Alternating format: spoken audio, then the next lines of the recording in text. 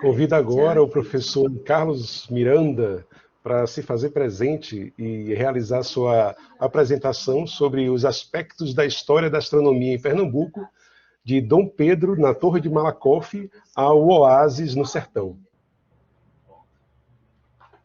Você está vendo aí esse slide? Exato, tá tranquilo. A Diana está mandando cumprimentos para o senhor, das meteoríticas. Eu quero mandar uma boa noite para todo mundo que está aí, cumprimentar, parabenizar quem já apresentou. Eu entrei no finzinho da apresentação da Elizabeth com as colegas. E um grande abraço para todo mundo e parabéns para você que está tomando a iniciativa de a gente divulgar essa data de hoje, viu, André? Parabéns e um cumprimento para todo mundo que está participando. Muito obrigado, professor. A minha ideia, eu vou fazer. Hoje é o dia da astronomia, todo mundo falando de Dom Pedro, né? Até a novela das 6 eu já assisti por causa de Dom Pedro, né? E, e depois eu vou falar um pouco do observatório que tem aqui em Itacuruba. Mas eu quero dizer o seguinte, que o Observatório Itacuruba não é da minha área de pesquisa, é da minha participação como conveniado, fazendo atividade com meus estudantes. Então, eu não sou pesquisador do, do OASE, né? Eu sou um amigo colaborador e conveniado. E sobre a história da astronomia, eu tenho trabalhado bastante com meus alunos, mas também não sou um historiador, tá? Eu sou da área de física e de astrofísica, tá? Mas esse material nós trabalhamos já há um certo tempo, divulgando aqui com nossos estudantes, e aí sim, muitos estudantes de ensino básico, estudantes de graduação, fazendo TCC, pesquisa de monografia, e alguns alunos de pós-graduação, esses sim estão mergulhando nesses temas. Nós somos apenas os, os professores que apresentam a temática a alguns estudantes que não conheciam, né? E agora estão conhecendo. Bom, eu vou fazer uma apresentação pedindo licença das pessoas dos outros estados, uma apresentação um pouco bairrista, né, de pernambucano, né? Eu vou dar uma focada aqui nos nossos momentos históricos, nos nossos monumentos e locais, para fazer um roteiro, tipo um passeio turístico, convidando pessoas de fora para conhecer alguns pontos e episódios da história da astronomia que nós temos aqui no estado de Pernambuco. Então, é mais um guia turístico para pessoas que vêm de fora, tá? Bom, esse tópico nós chamamos de História da Astronomia em Pernambuco. Eu sou Antônio Carlos Miranda, do Departamento de Física da Universidade Federal Rural. Como o André falou, nós temos essa atividade enquanto projeto de extensão. Nós temos um projeto chamado Desvendando o Céu Austral. E agora o projeto, depois de 5 anos, ele conseguiu juntar mais pessoas e nós abrimos um curso de pós-graduação, uma especialização em ensino de astronomia e ciências afins. Então, é um projeto que, além dessa parte de fazer esse turismo astronômico, nós apoiamos atividade como OBA, nós temos um grupo de teatro científico e ajudamos a fazer uma presença nas cidades do interior, e especialmente do semiárido, com criação de clube de astronomia e incentivo a estudantes que queiram ter um pouco de possibilidade de estudar essa área da ciência, tá? Então, a gente conta essa história para um visitante, mostrando um aspecto da história. Eu vou ler que talvez fique mais fácil vocês acompanharem, tá?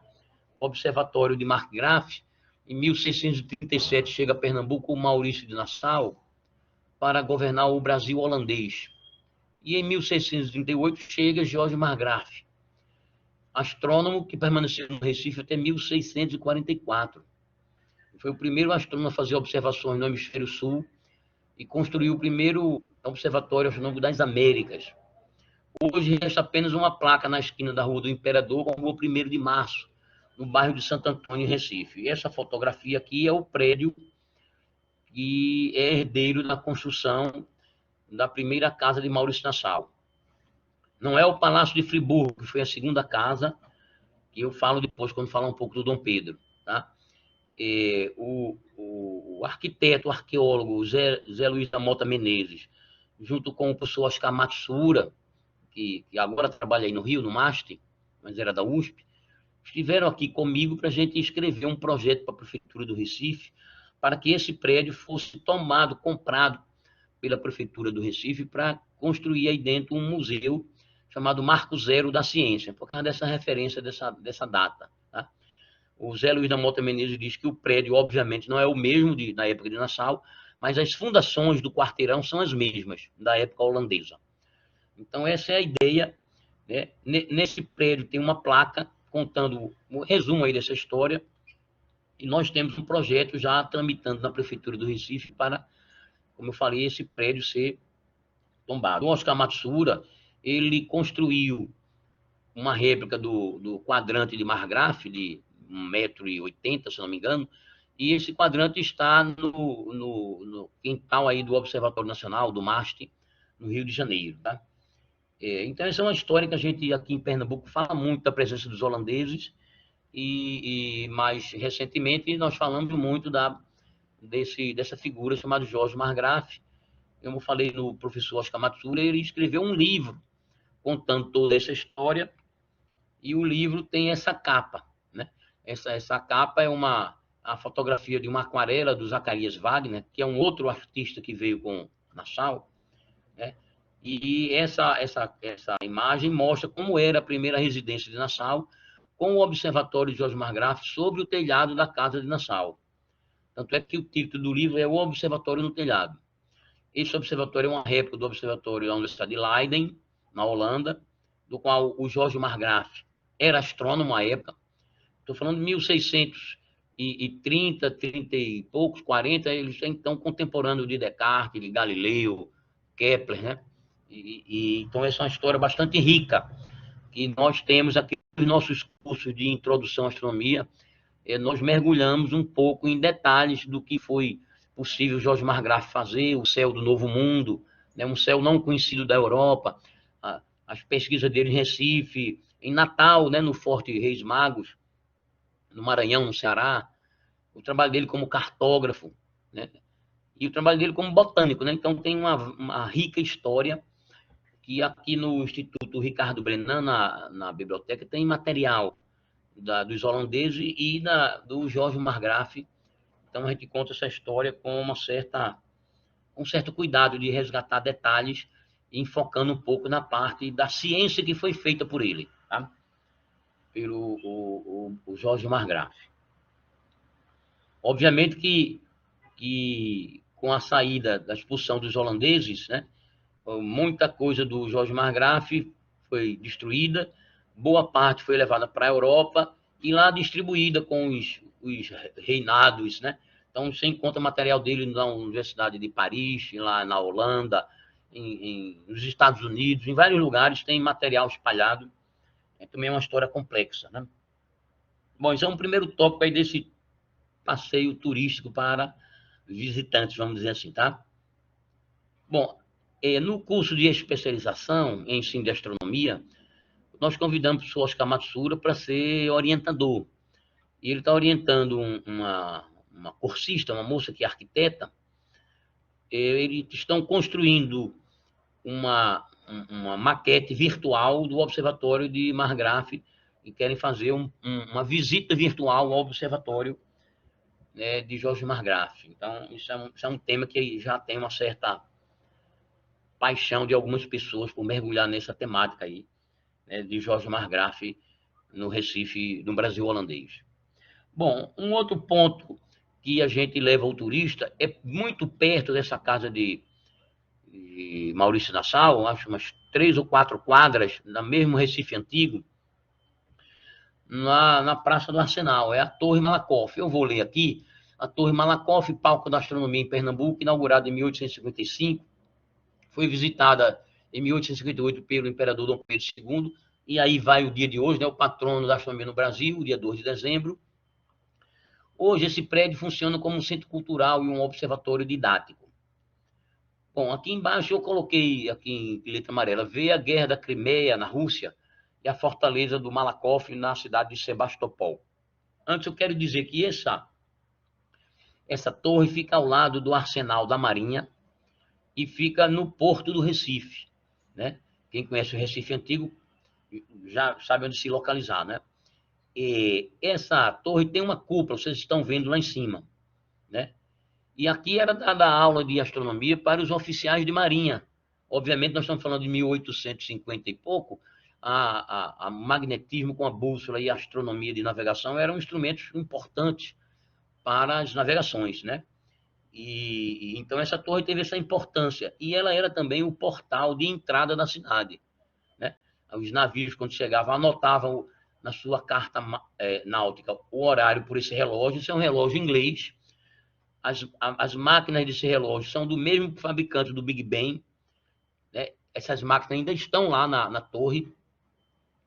E essa torre atualmente ela é do terceiro andar para baixo, é um centro cultural, né? Mostra de música, de pintura, de literatura.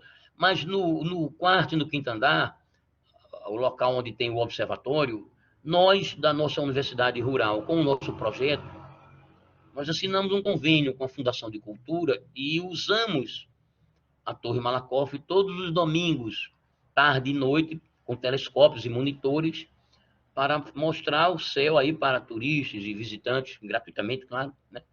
E então, assim, mantém um pouco aceso essa história da astronomia aí. Obviamente que o céu de Recife, né, com a poluição atmosférica e luminosa, não, mas apenas para a gente contemplar. Dá para ver o horizonte, lá, o nascer da lua, o nascer do sol, né?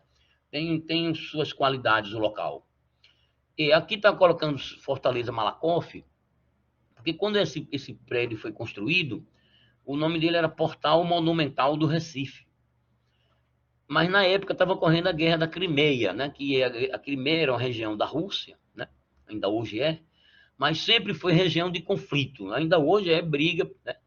Porque ali é uma cidade que tem um porto, é uma passagem de navios, né? Naquela região. Hoje passa aqueles gasodutos da Rússia, né? Tem uma briga feia lá com a Ucrânia, e na época também, né? Inclusive a Rússia perdeu a guerra e a fortaleza Malakoff original foi destruída na guerra, né? E depois foram construídas duas torres Malakoff, uma em Paris, né? E outra aqui em Recife. A de Paris na Segunda Guerra também foi bombardeada, né?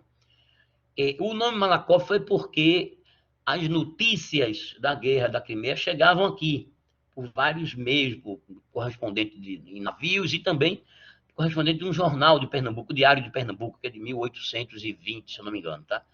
Então, a população, de alguma maneira, fez um movimento e a Torre Malakoff foi batizada numa relação histórica com a Guerra da Crimeia.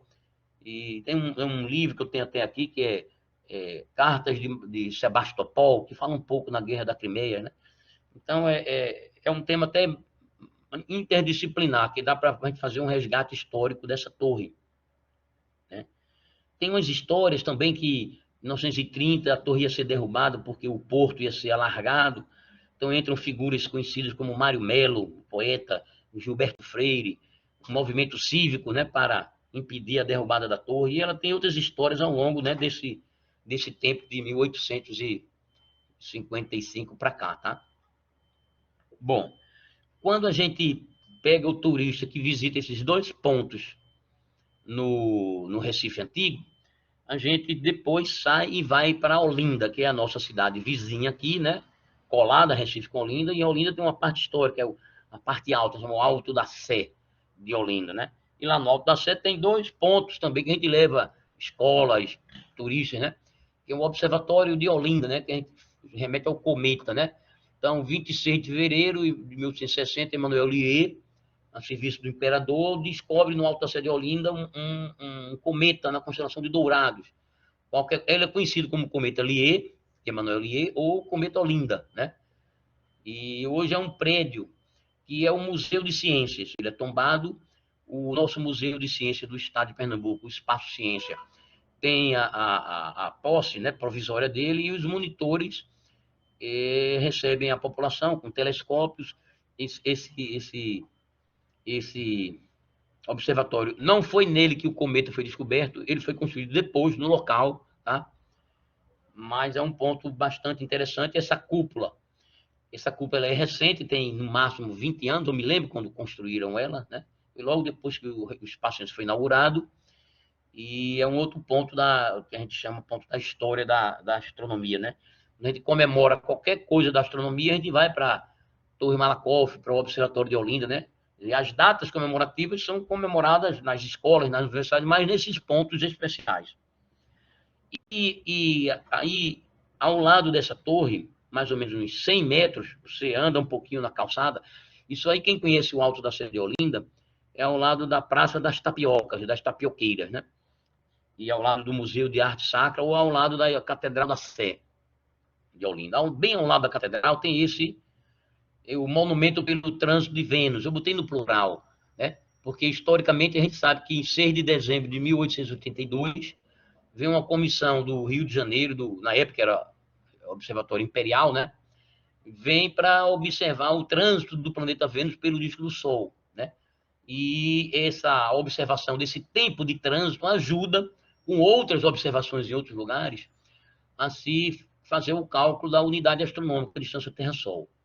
Acontece que essa comitiva que veio botou uma placa, tá? Essa primeira placa aqui mais velha, né?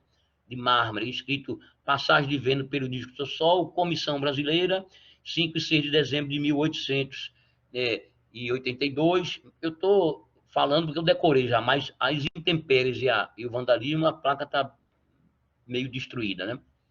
Esse fenômeno ocorre a cada 122 anos. Então, no dia 8 de junho de 2004, nós já estávamos aqui nessa militância. E nós juntamos a Prefeitura de Olinda, a Sociedade Astronômica do Recife e o Espaço Ciência, e fizemos novamente essa observação. 5h30, quando o Sol surgiu lá, o disco do Sol, a gente viu esse eclipse, né, vamos dizer assim, essa sombra do planeta Vênus transitando pelo disco do Sol, e fizemos observação com escolas. E aí, na nossa época, nós já tínhamos a internet para transmitir, né? E colocamos a nossa placa aqui. Essa segunda placa é nossa, e nesse dia nós fundamos a Sociedade Astronômica de Olinda, tá? Então, a gente tem levado muitas escolas para visitar. Aqui sou eu mostrando a um grupo de estudantes de escola pública e fazendo esse turismo completo, esses 4 pontos, né? A Casa de Margraf, a Torre Malakoff, o Observatório do Cometa e a placa Transvivênus. Comumente, quando dá tempo, a gente leva os turistas para descer aqui, lá para a entrada, a fronteira entre Recife e Olinda, e vamos para o Espaço Ciência, que é o nosso museu de ciências, como tem em São Paulo aí a Estação Ciência, tem no Rio dezenas de museus, né? No Rio de Janeiro é uma maravilha, né? E eu me lembro que quando eu estava no Rio, na década de 80, eu fiz meu mestrado na PUC, eu trabalhei com o Pierre Lucy, o Maurício Bazin e o Ildeu de Castro Moreira. Nós, naquela época, nós criamos o Espaço Ciência Viva. Eu acho que ainda existe hoje, né? Bom, o nosso Espaço Ciência, ele é grande, é enorme, né? Tem todas as áreas do conhecimento que você imaginar, é uma maravilha, mas tem a área da astronomia. E lá nós já, ele é de 1995, então nós já dizemos que ele já faz parte da história, né? E mostramos a área da astronomia quando o foco é astronomia, tá? Ele tem 2 planetários, um fixo e um móvel, tem um foguete VLS, tem um avião chavante doado pela aeronáutica, tem um relógio de sol, uma maquete do sistema solar em escala, e tem um observatório indígena que foi construído pelo nosso querido e saudoso Germano Afonso, que era muito amigo nosso, vinha muito aqui. Então, o relógio indígena é uma maravilha de se trabalhar lá e de se conhecer, tá? Bom, aí nesse passeio, eu chamo bairrista, nós mostramos outras coisas, né? E a Elizabeth falou agora da militância dela como pesquisadora na área de meteorito. Então, ela certamente conhece, certamente ela já veio aqui. Tem um meteorito que caiu aqui em Pernambuco em 1923, que é o meteorito Serra do Magé, na cidade de Alagoinha. Nós temos um trabalho de educação, alfabetização na cidade, e nós conseguimos, com a Prefeitura e a Câmara de Vereadores, votar uma lei criando o Dia do Meteorito. que é o dia 1 de outubro, e numa escola municipal, a prefeitura construiu um pequeno observatório astronômico, e todo dia 1 de outubro nós vamos para lá com nossos estudantes, monitores, e fazemos atividade de palestra, divulgação, noite de observação, toda essa parte de popularização que a gente chama, tá? Então, é o meteorito conhecido, né? E recentemente, eu acho que foi o motivo da conversa última agora, esse meteorito que caiu no sertão, lá na fronteira com o Piauí, o meteorito Santa Filomena, nós também estamos indo lá numa boa relação com os estudantes, professores e a prefeitura, e também conseguimos aprovar na Câmara de Vereadores lá de Santa Filomena uma lei criando o dia do meteorito 19 de agosto. Esse ano de 2021, mesmo com pandemia, nós estivemos lá para comemorar o primeiro ano da lei, né, o primeiro ano da queda desse meteorito, que ficou bastante conhecido na mídia aí, né?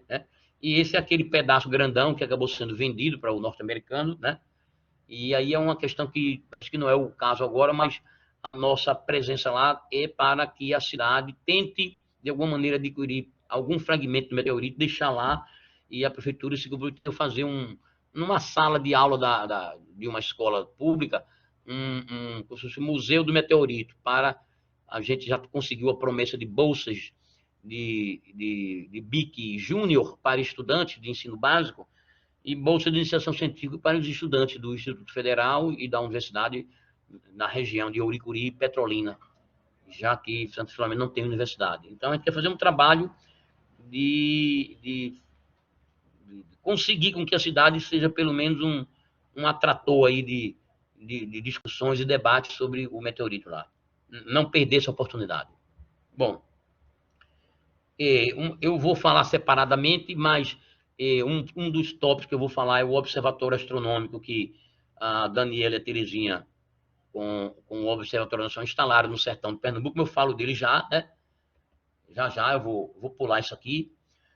Na nossa história da astronomia em Pernambuco, a gente destaca uma figura bastante conhecida, que é o Mário Schember. Mário Schember é um matemático, físico, trabalhou com física de partículas, raios cósmicos, mecânica celeste, astrofísica, né? E uma figura bastante badalada no mundo, né, como um grande cientista, mas era uma pessoa muito multifacetária. Era filho de uma família de judeus fugidos da guerra, vivia mergulhado no mundo das artes, porque a praia dele era artes, né? E era um militante do Partido Comunista, foi deputado, caçado e preso várias vezes, então era uma figura bastante complexa. Mas a gente destaca o processo URCA, que ele fez em colaboração com Jorge Gamow, e o estudo da queima do hidrogênio pelo Sol com Chandrasekhar, né? Além dos trabalhos dele em astrofísica, no limite Chandrasekhar, Schember e outros trabalhos, né? Então, bom, o que é que nós fizemos aqui para fazer uma agitação nas escolas sobre astronomia? Nós conseguimos o apoio de um deputado e aprovamos na Assembleia Legislativa de Pernambuco uma lei criando o Dia da Astronomia de Pernambuco e a Semana Estadual da Astronomia, porque, sendo lei que foi sancionada, publicada, a gente pode ir na Secretaria de Educação e colocar na programação que, nesse período, as escolas debatam, né? Vejam que a data que nós escolhemos não foi 2 de dezembro. Da mesma maneira, e concomitante, nós fomos à Câmara de Vereadores do Recife e aprovamos uma lei criando o Dia da Astronomia no Recife e a Semana da Astronomia no Recife, né? E escolhemos o dia 20 de setembro. Por quê? Porque é o dia do aniversário de Jorge Margraf. Da mesma maneira que o dia 2 de dezembro é o aniversário de Dom Pedro, justamente, merecidamente, né? Nós querendo resgatar essa história da astronomia em Pernambuco, pioneira com Jorge Margraf, e pressionar o Estado e a Prefeitura para construir aquele museu no local que foi a Casa de Nassau e o Observatório de Margraf, nós colocamos o dia 20 de setembro. Agora é lei. Todo ano nós juntamos com escolas, clubes de astronomia, o Espaço Ciência, vamos em algumas escolas e fazemos material de divulgação, os alunos fazem banner, né? E aí a gente consegue resgatar esse ponto da história, tá? Bom, nessa história a gente também lembra duas figuras recentemente dois padres, né? Um é o famoso padre Pohlman. O padre Pohlman é um padre holandês, tem nada a ver com a invasão holandesa, né? Chegou em Recife na década de 1970, numa escola religiosa, criou as entidades de astronomia mais conhecidas que nós temos aqui, que é o CEA e a SAR, né? O Clube Estudantil de Astronomia e a Sociedade Astronômica do Recife, e ajudou a divulgar a astronomia no Brasil e fora do Brasil, né? Ele era um construtor, construía telescópios, professor de curso de introdução à astronomia para jovens, eu mesmo cheguei a ser aluno dele, e também o padre José Nogueira Machado, um padre cearense que foi professor da PUC do Rio e da Universidade Católica de Pernambuco, era filósofo, físico e incentivador da astronomia, e também uma figura bastante conhecida aqui para uma geração de professores de física aqui do estado de Pernambuco, né? Bom, eu coloco aqui nessa minha divulgação, fazendo a propaganda do nosso projeto, Desvendando o Céu Austral, que é cadastrado no MEC como um projeto de inclusão social, que é isso que a gente faz, né? A gente faz várias atividades de oficina de foguete, de turismo astronômico, grupo de teatro científico. Nós temos uma atividade que chamamos Semana de Popularização da Ciência no Semiárido. Cada ano a gente escolhe uma cidade que sofre com a seca. E juntamos a Universidade Rural, o Instituto Nacional do Semiárido, de Campina Grande, o Observatório de Itacuruba e o Espaço Ciência, e passamos 3, 4 dias na cidade fazendo uma balbúrdia, né? Bom, e por fim, nós conseguimos transformar as atividades de extensão em um curso de especialização para professores de ensino básico, né? É uma especialização em ensino de astronomia e ciências afins, que tem alunos de todas as áreas de formação, de pedagogia, história, sociologia, né? E visa gerar produtos educacionais para a sala de aula. Essa é a nossa especialização, tá? Bom, nós temos vários outros lugares para colocar no turismo, né? O Parque do Jiquiá, com a Torre do Zeppelin, a Casa de Maricembe, do José Leite Lopes, Luiz Freire, e o Seminário de Olinda, onde ocorreu o primeiro curso de física do Brasil, que era um curso para jesuítas, era um seminário, né? E estamos lembrando uma figura viva, que é o professor Idelberto Cabral, que introduziu em vários lugares do Brasil os cursos de pós-graduação em mecânica celeste, tá? É uma figura bastante conhecida. Esse ano, o consulado francês e o Brasil fizeram uma homenagem aos 80 anos dele, né? É uma figura bastante conhecida, o Idelberto Cabral. Bom, tudo isso que eu falei, eu tenho as referências, né? E é tudo material disponível, gratuito, que eu não estou dando. Bom, termino aqui com uma peça de teatro que nós fizemos sobre a importância do Sol. Agora eu vou passar o outro, né? Eu vou falar sobre o observatório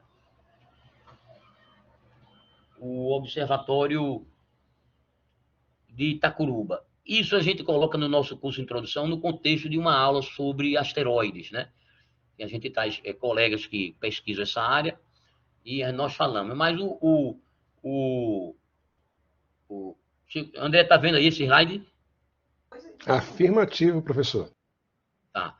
Esse é um projeto, eu estou apenas vendendo peixe como ele é, não é um projeto meu, ele é um projeto do Observatório Nacional, da Daniela e da Terezinha, mas como nós somos parceiros e temos uma boa relação, nós temos datas fixas durante o ano para levar comitiva de professor e estudante para visitar, eu tenho certeza que eu fazendo a propaganda, elas vão até gostar, né? Então, o projeto, se entrar na página do Observatório Nacional, chama Impacton, que é uma sigla de Iniciativa de Mapeamento e Pesquisa de Asteroides nas Cercanias da Terra, Observatório Nacional, e foi construído um observatório no sertão de Itaparica, é o nome, né? Aqui no sertão de Pernambuco temos o sertão do Pajeú, o sertão do Mochotó, o sertão do São Francisco, o sertão de Itaparica.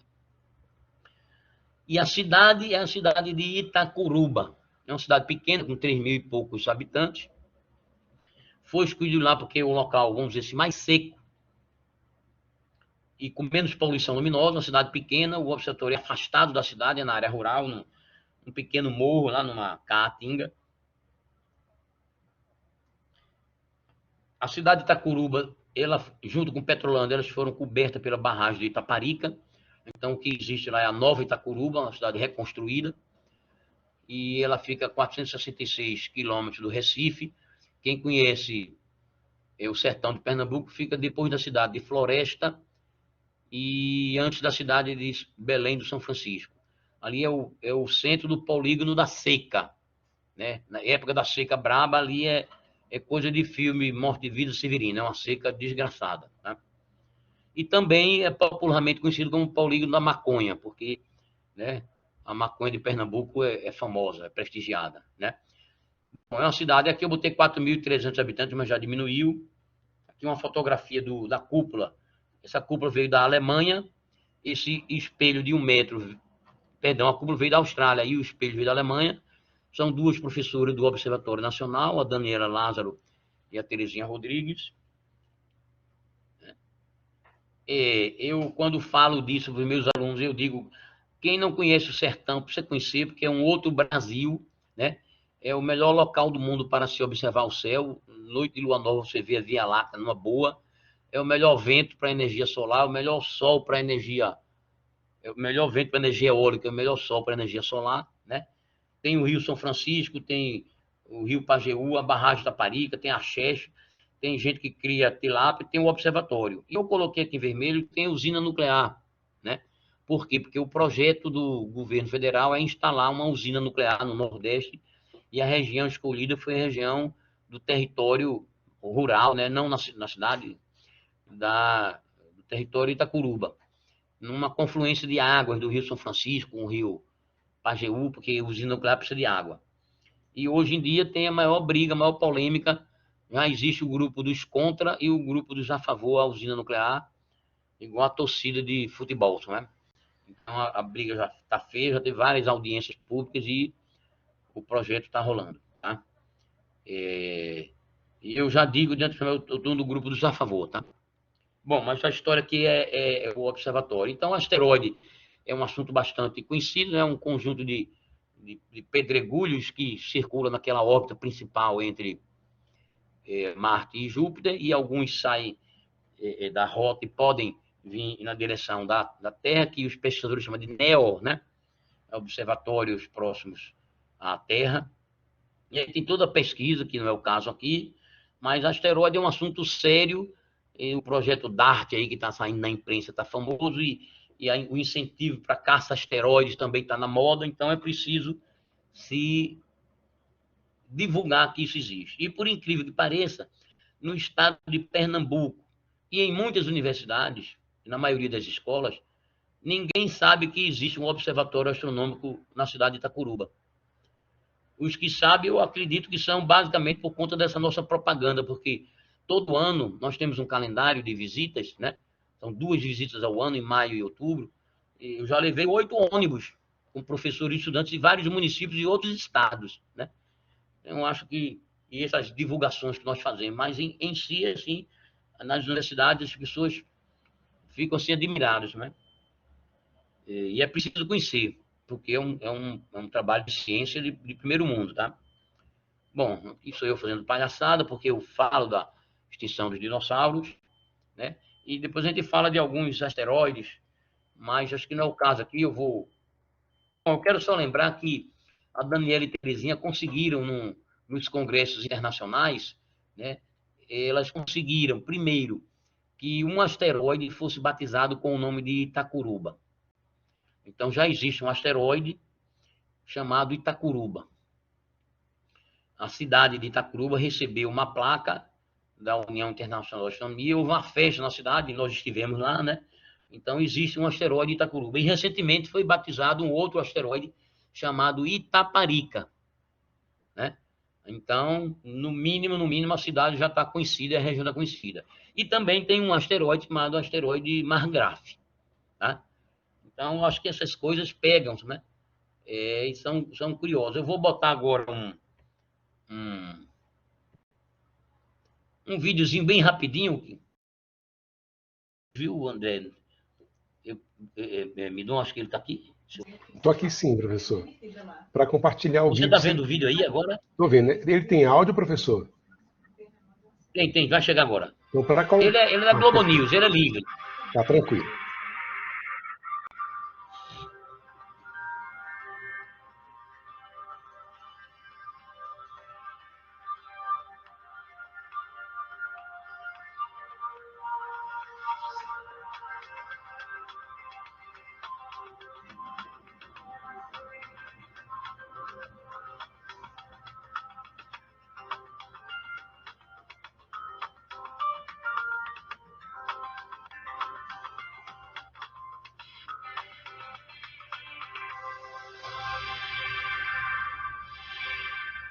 pesquisadores brasileiros começam a ficar atentos à rota dos asteroides em nosso hemisfério. Esse mapa de pesquisas indica que o céu do hemisfério norte já está coberto por estudos para localizar asteroides, enquanto no sul, só a Austrália investe nesse trabalho. Agora, a doutora Daniela Lázaro, do Observatório Nacional no Rio de Janeiro, desenvolve o projeto Impacton, ou seja, iniciativa de mapeamento e pesquisa de asteroides na cercania da Terra.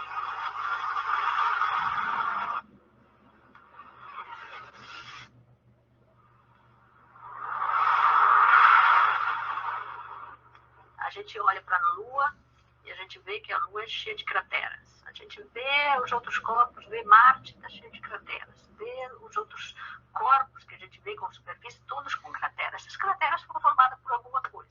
E essa alguma coisa são exatamente os pequenos corpos, asteroides, em sua maioria, que estão em rotas e acabam colidindo com a superfície da Terra, da Lua, de outros corpos.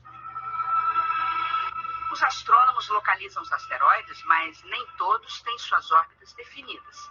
Então, não é possível prever como eles vão se deslocar ao longo do tempo, nem para onde se dirigem.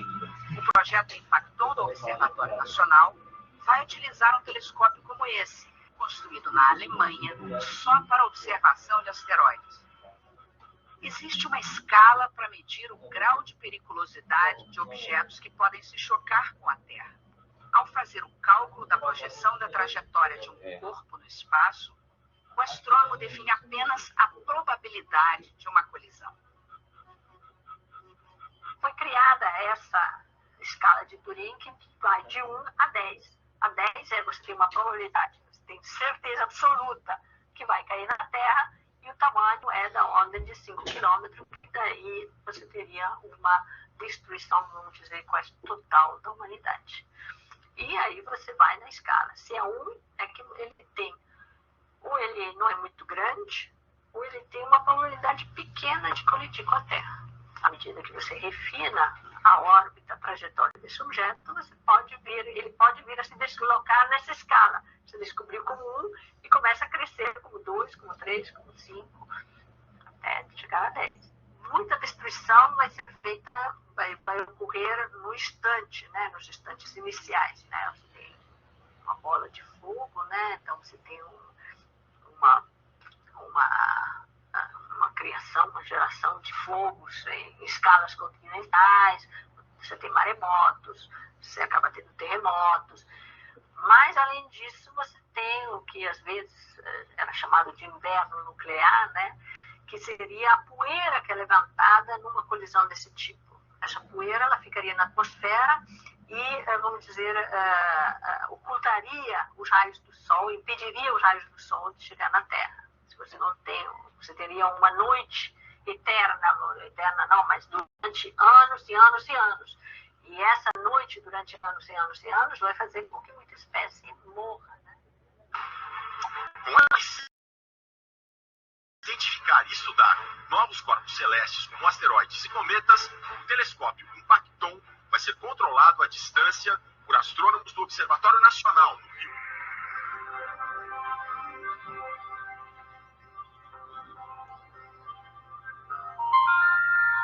Você descobrir um asteroide não é suficiente. O importante é você monitorar, para determinar a órbita e saber se um dia esse asteroide possa se chocar com a Terra.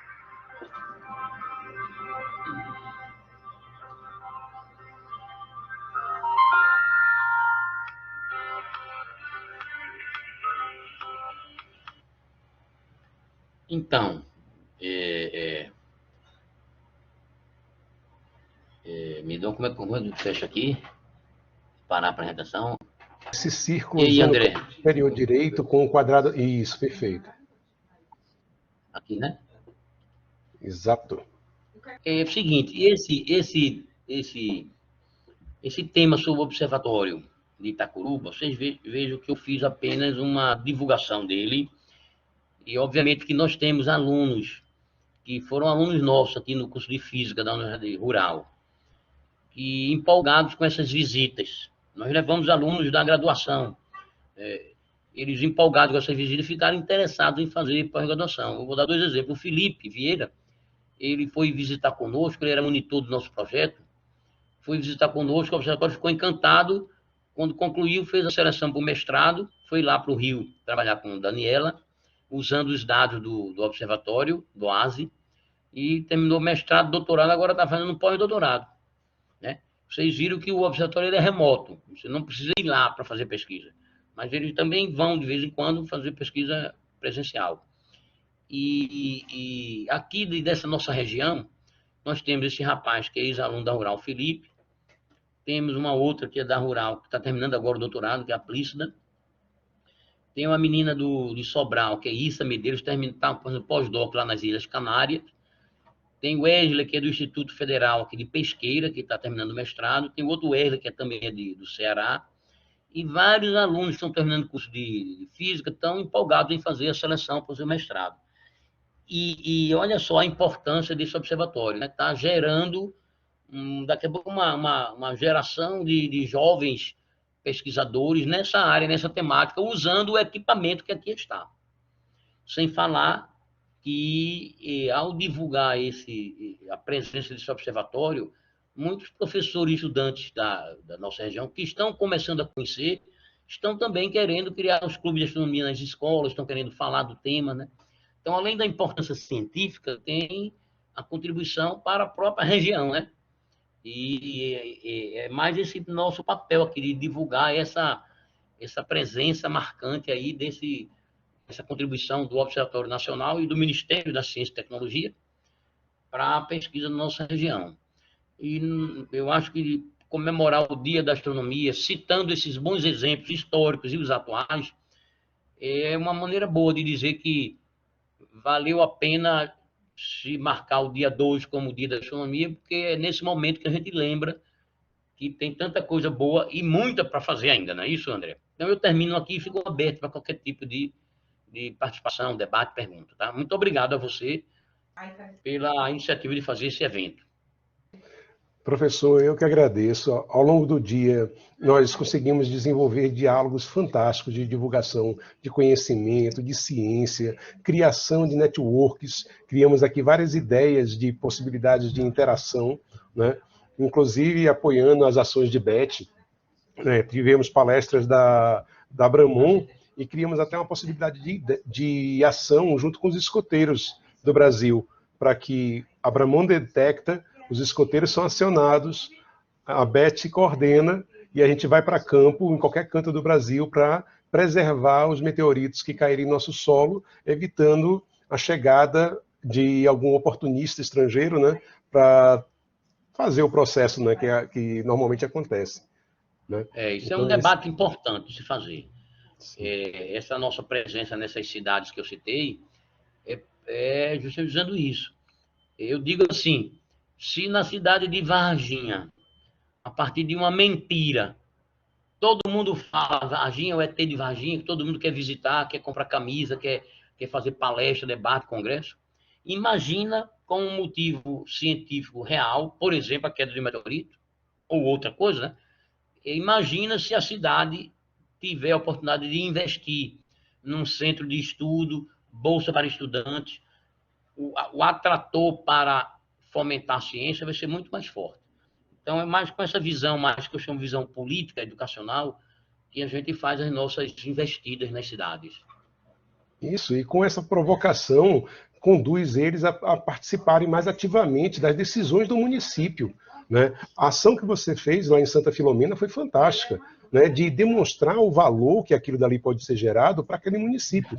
Porque criar uma experiência de turismo naquela área, por aquele evento diferenciado, vai fazer com que as pessoas se envolvam na história, né? Vai ter pertencimento daquela cultura que vai ser gerada.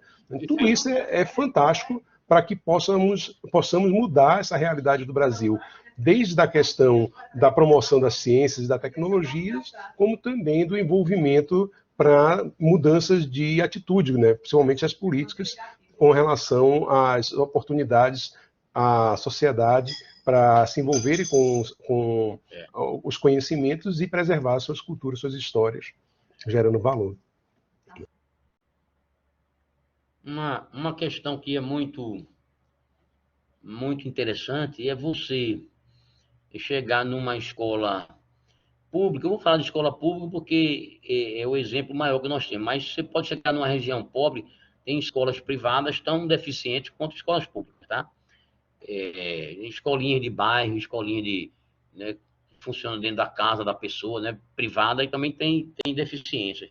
Mas a gente chega numa escola que a dificuldade social é tão grande, e aí a educação não pode fluir de maneira plena, você monta na escola um clube de astronomia, vai para a escola, faz umas palestras, leva os meninos para ver o céu, ou coloca os meninos no ônibus e leva para visitar, por exemplo, o Observatório de Itacuba. Nós já conseguimos levar várias escolas, né?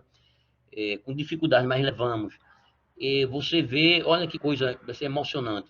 Passa 2, 3 anos, quando você passa na universidade e o menino diz: olha, eu fui daquela escola que 2 anos atrás vocês foram lá lançar os foguetes.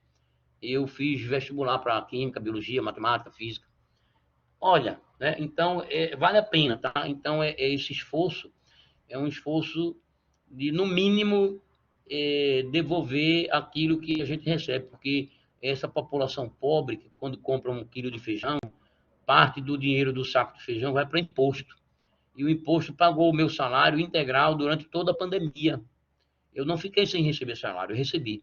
Mas esse pessoal que comprou feijão, pagou o imposto, não estava empregado, conseguiu dinheiro para comprar feijão, não sei como, mas quer dizer, o povo desempregado que manteve o meu salário durante a pandemia. Então, o mínimo que a gente tem é de tentar ir lá e dizer: olha, muito obrigado, vamos ver se o seu filho tem uma vontade de entrar na universidade, que o futuro dele pode melhorar. Então, é um pouco esse compromisso que a gente tem, tá? Com Eu acho que é por aí.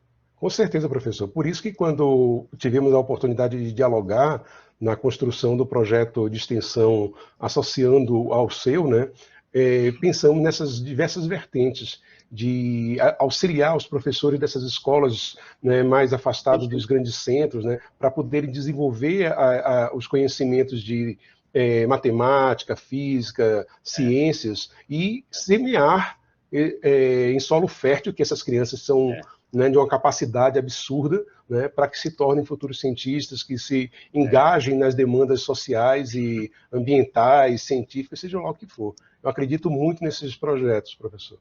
Muito bem, muito bem, muito bem. E agora, quando voltar 2022, que a gente começar a ir para o interior, lá no sertãozão, você vai com a gente, viu? Pode contar comigo. E como eu estava dizendo, né, essas ações colaborativas, ações voluntárias, elas despertam um sentimento de realização, de conforto, porque da mesma forma como você disse, que para você esse trabalho ele acredita um resultado de devolutiva pelos impostos e pela contribuição na sociedade, eu também acredito que o voluntarismo também traz isso. Né, uma recompensa, mesmo que imaterial, de realizar algum feito em prol do próximo. Né? Então, eu acredito que a partir de 2022, com o fim dessa pandemia, nós vamos poder construir muita coisa bonita.